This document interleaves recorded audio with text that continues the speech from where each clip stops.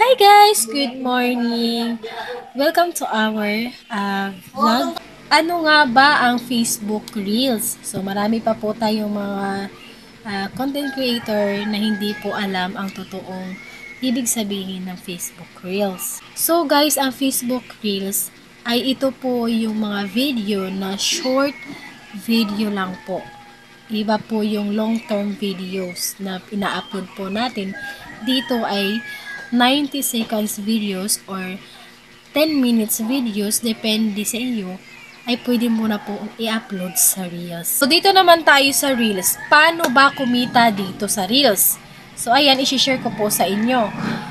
Pag once na monetize na po kayo dito sa Reels, ay pwede po kayong kumita dito tulad po ng stars, ads on Reels, at stream ads.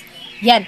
Yan po, pwede na po tayong kumita niyan at depende po sa mga videos na ina-upload natin, lalong-lalo na po sa mga original content na ginagawa po natin or ina-upload natin. Doon po tayo nakakakuha ng mga malalaking kita. So, ayun.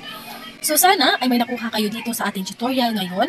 Once again, this is Kasuya Vlog. Thank you for watching.